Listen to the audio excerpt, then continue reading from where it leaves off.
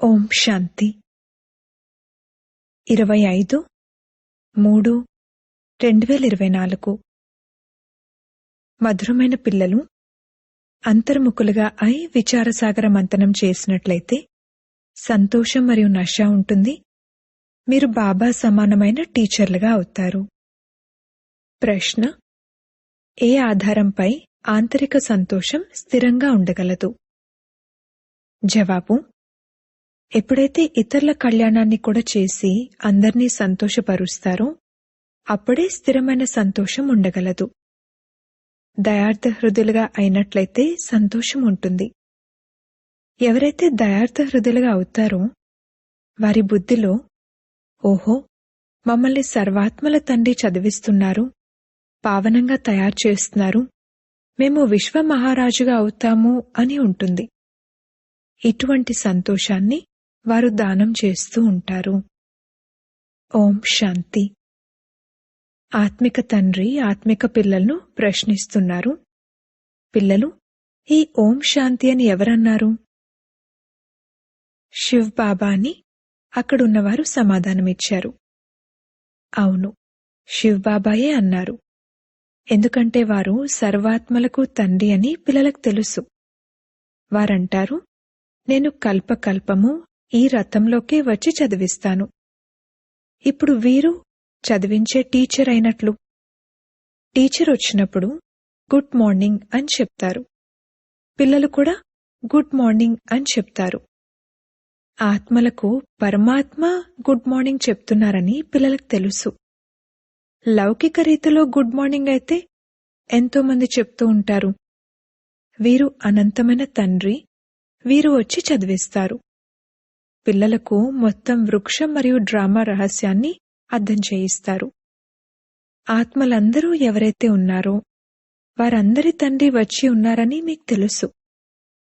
అనంతమైన తండ్రి మనల్ని చదివిస్తున్నారని, వారు మనకు తండ్రి, టీచర్, గురువు అని ఈ నిశ్చయం రోజంతా బుద్ధిలో ఉండాలి.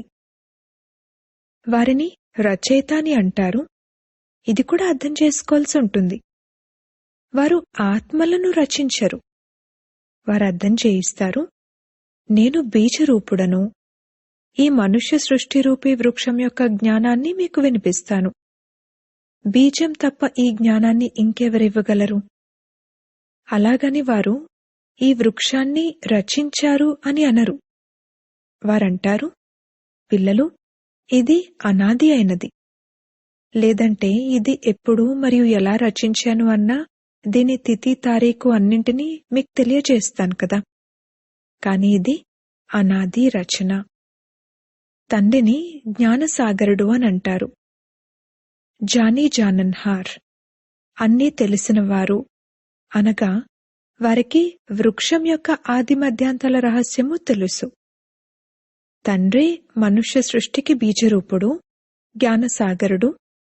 వారిలోనే మొత్తం జ్ఞానమంతా ఉంది. వారే వచ్చి పిల్లలను చదివిస్తారు. శాంతి ఎలా లభించగలదు అని మనుషులందరూ అడుగుతూ ఉంటారు. శాంతిని అయితే శాంతి సాగరుడే స్థాపన చేస్తారని మీరిప్పుడు చెప్తారు. వారు శాంతి, సుఖం మరియు జ్ఞానం యొక్క సాగరుడు. ఏ జ్ఞానం? సృష్టి ఆదిమధ్యాంతాల జ్ఞానం. వారైతే శాస్త్రాలను కూడా జ్ఞానంగా భావిస్తారు. అలా శాస్త్రాలను వినిపించేవారైతే ఎంతోమంది ఉన్నారు. ఈ అనంతమైన తండ్రి స్వయమే వచ్చి పరిచయాన్ని ఇస్తారు మరియు సృష్టి ఆదిమధ్యాంతాల జ్ఞానాన్ని కూడా ఇస్తారు. వారు రావడంతోనే శాంతి స్థాపన అవుతుంది అని కూడా భావిస్తారు.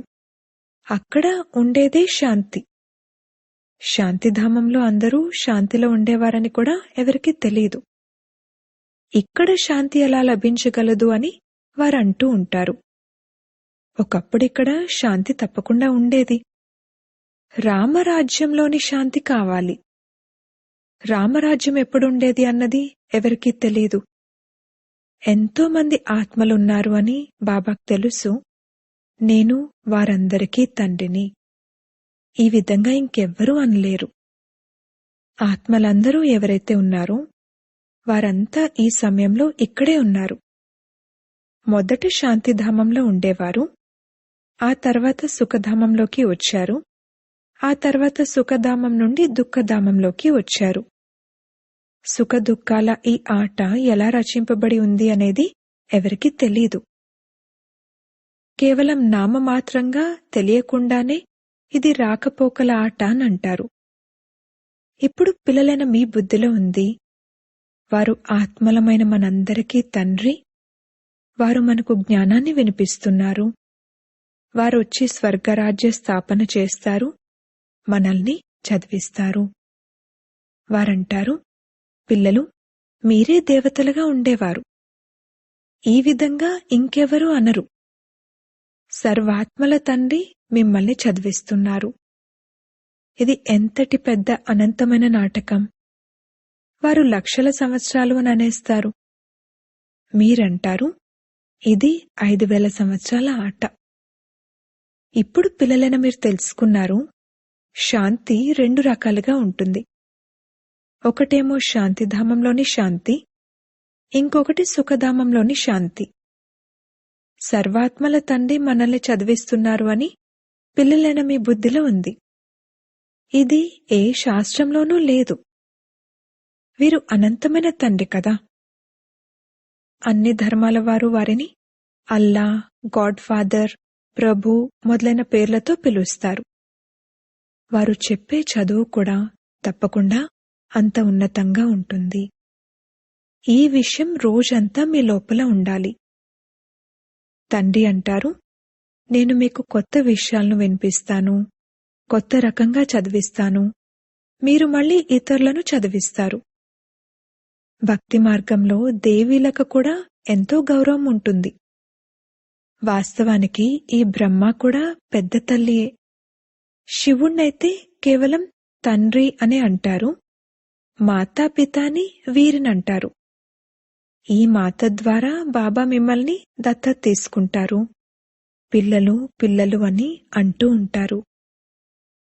తండ్రి అంటారు, నేను ప్రతి 5000 సంవత్సరాల తర్వాత మీకు ఈ జ్ఞానాన్ని వినిపిస్తాను.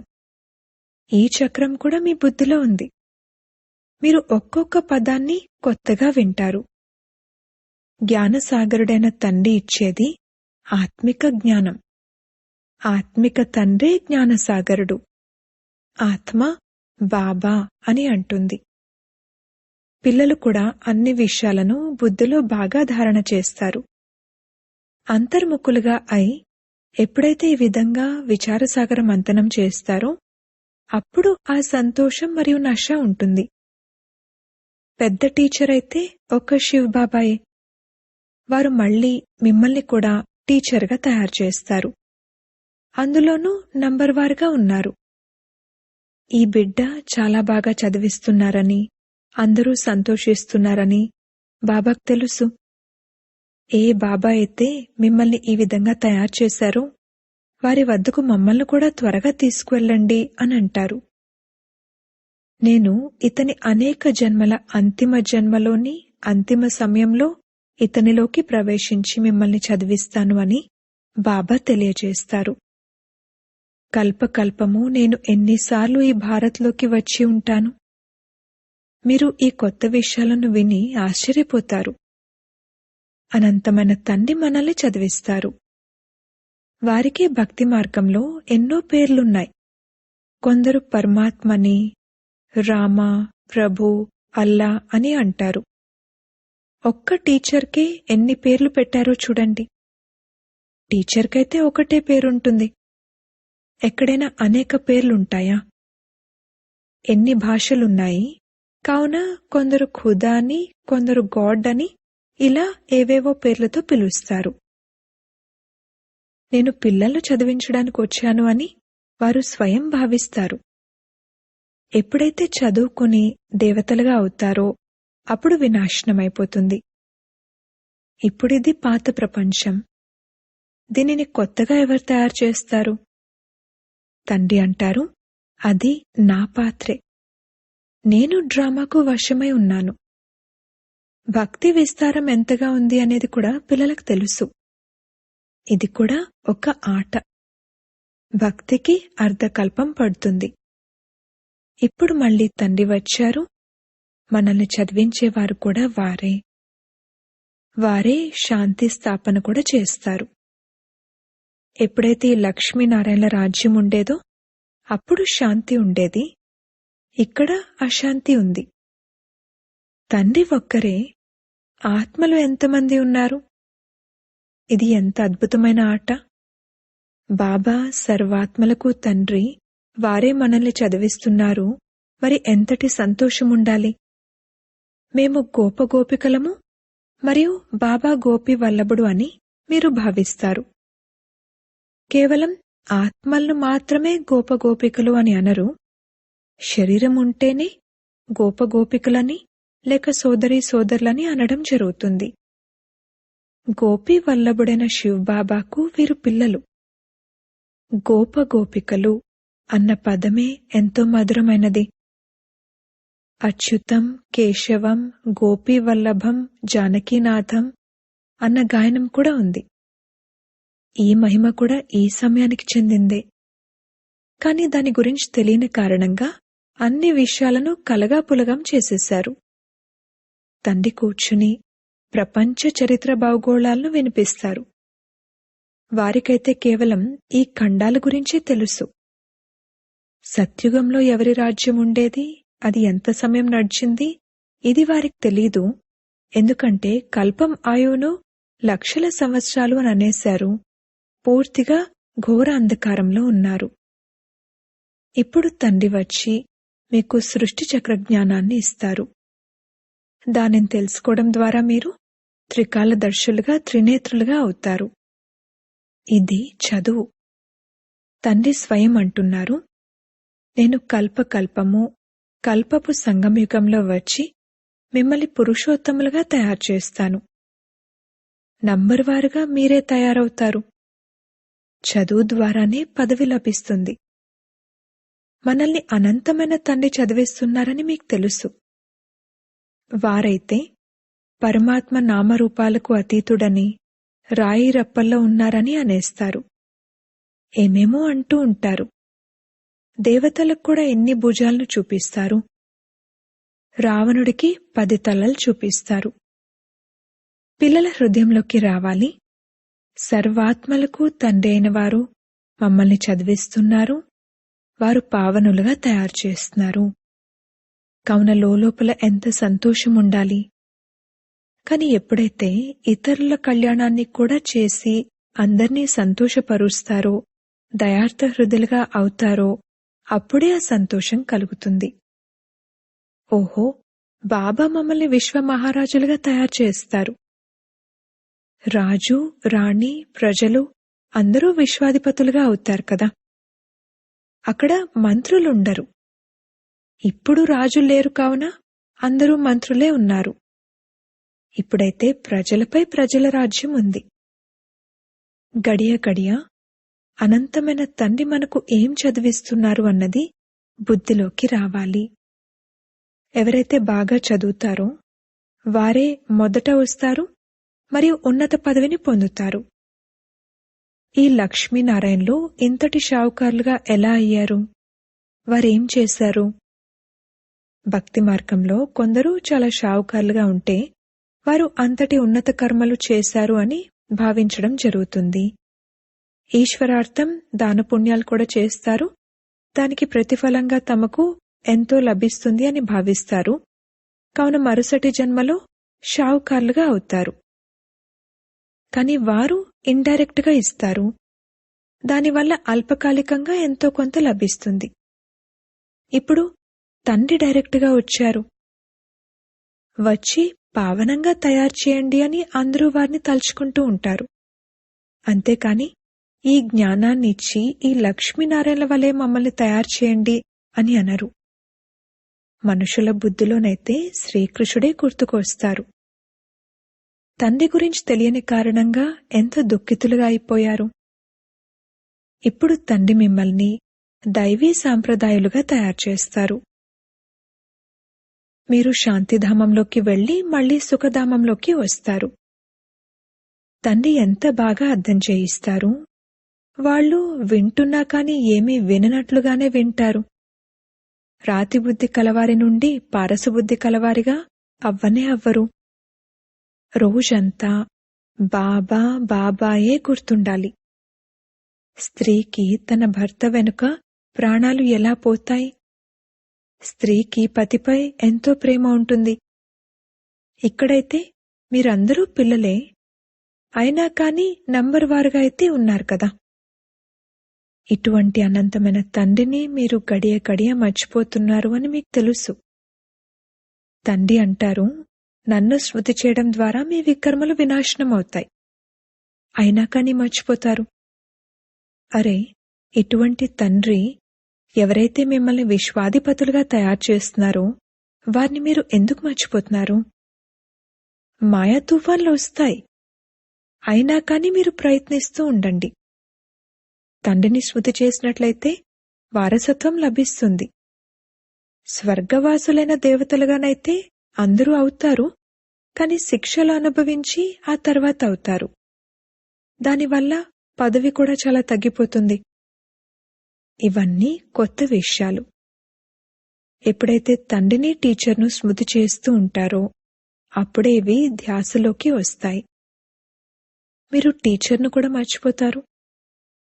తండ్రి అంటారు, ఎప్పటి వరకైతే నేనుంటానో, వినాశన సమయం రాదో, మరియు ఎప్పటి వరకైతే సర్వస్వము ఈ జ్ఞాన యజ్ఞంలో స్వాహా అవ్వదో అప్పటి వరకు ఈ చదువు నడుస్తూనే ఉంటుంది. మీరంటారు, అంతా చదివించేశారు కదా, ఇంకా ఏం చదివిస్తారు?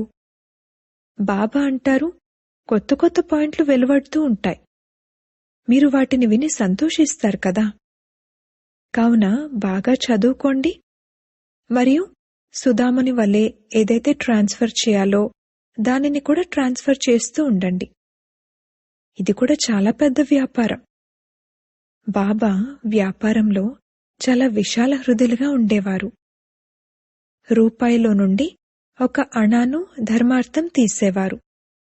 నష్టం కూడా వచ్చేది, ఎందుకంటే అందరికన్నా ముందు నేనే వేయాల్సి వచ్చేది. మీరు ఎంత ఎక్కువ వేస్తారో అంతగా మిమ్మల్ని చూసి అందరూ వేస్తారు, అప్పుడు అనేకుల కళ్యాణం జరుగుతుంది అని అందరూ బాబాతో అంటూ ఉండేవారు. అది భక్తి మార్గము. ఇక్కడైతే బాబా ఈ సర్వస్వాన్ని తీసుకోండి అని సర్వస్వాన్ని బాబాకిచ్చేశారు. బాబా అంటారు, నీకు మొత్తం విశ్వం యొక్క రాజ్యాధికారాన్ని ఇస్తాను. వినాశన సాక్షాత్కారం మరియు చతుర్భుజుని సాక్షాత్కారం కూడా జరిగింది. అప్పుడా సమయంలో నేను విశ్వాధిపతిగా అవుతాను అని అర్థమైంది. బాబా ప్రవేశించారు కదా. వినాశనాన్ని చూశాను, ఇక అంతే, ఈ ప్రపంచం అంతమవుతుంది. నేను ఈ వ్యాపారం మొదలైనవి ఇంకేం చేయను. ఇక ఈ గాడిద చాకరీని వదిలేయాలి, నాకు రాజ్యం లభిస్తుంది అని అనిపించింది. ఇప్పుడు తండ్రి మీకు కూడా అర్థం చేయిస్తున్నారు, ఈ పాత ప్రపంచమంతా వినాశనమవ్వనున్నది. మిమ్మల్ని కుంభకర్ణుడి నిద్ర నుండి మేల్కొల్పేందుకు ఎంత పురుషార్థం చేయిస్తున్నారు, అయినా కాని మీరు మేల్కోరు.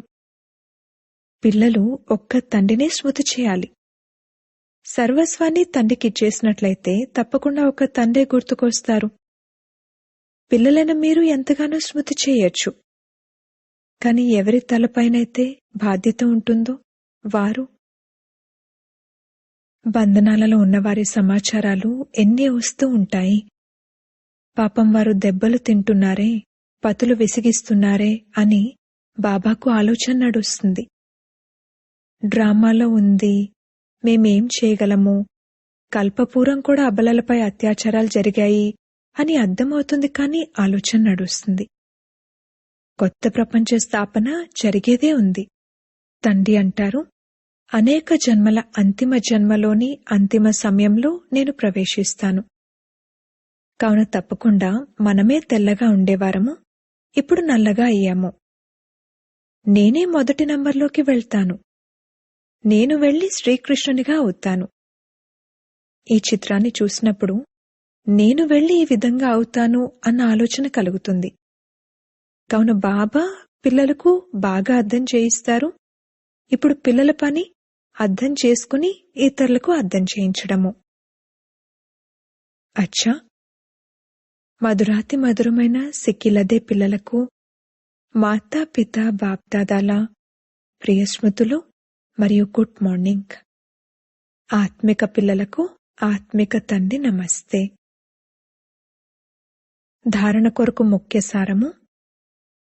మొదటి పాయింట్, మనం గోపీ వల్లభుని గోపగోపికలము. ఈ సంతోషం మరియు నశాలో ఉండాలి.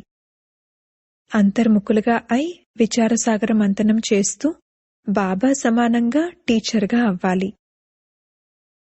రెండవ పాయింట్, సుధాముని వలె మీ సర్వస్వాన్ని ట్రాన్స్ఫర్ చేయటంతో పాటుగా చదువును కూడా బాగా చదువుకోవాలి.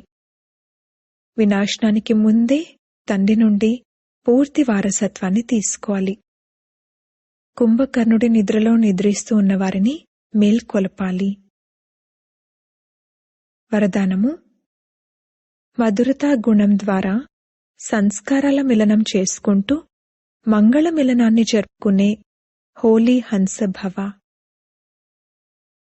ఏ విధంగా హోలీ నాడు రంగులు వేసుకుంటారో మరియు నోటిని తీపి చేసుకుంటూ మంగళ మిలనాన్ని జరుపుకుంటారో, అలా హోలీ హంస పిల్లలైన మీరు ఎప్పుడైతే ఇతరులకు ఆత్మికత అనే సాంగత్యపు రంగును వేసి మధురత అనే మిఠాయిని తినిపిస్తారో, మీ నయనాలు ముఖం నడవడిక ద్వారా మధురత అనే గుణం ప్రత్యక్షంగా కనిపిస్తుందో, అప్పుడు మంగళ మిలనం అనగా సంస్కారాల మిలనం జరుగుతుంది. పరస్పరంలో సంస్కారాల మిలనం జరగడమే ప్రత్యక్షతకు ఆధారము. దీని ద్వారానే జై జయకారాలు జరుగుతాయి. స్లోగన్. విదేహీ స్థితిని అభ్యాసం చేయండి. ఈ అభ్యాసమే అకస్మాత్తుగా వచ్చే పేపర్లో పాస్ చేయిస్తుంది. ఓం శాంతి.